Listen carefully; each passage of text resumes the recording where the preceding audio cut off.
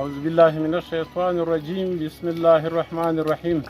محترمو دوستانو، دغه جماعت د شرقي اشاره نو په نامه یادېږي او د کار امور اجتماعي مخې سره دغه جماعت د کلیوالو لخوا جوړ شوی. خلک ډېر مسکینان دي او د جوړولو وس نه لري. دغه ځای پورې موږ د چانده او د دوستانو په کومک سره دغه ځای پورې را رسولی دی.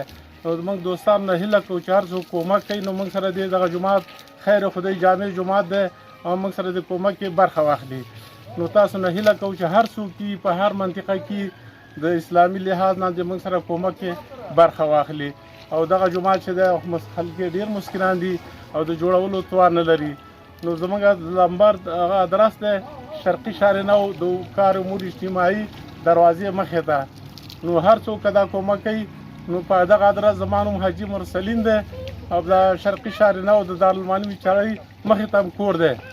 نو دغه ستاسو نه موږ هیله کوو چې 50 کوره دي یو جومات نه درلوده، یعنې مونځونه بې جمع وو. نو اوس د خدای په فضل سره که دا جومات جوړ شي نو زموږ به دا کار سره مونځ به په جمع باندې وي. والسلام.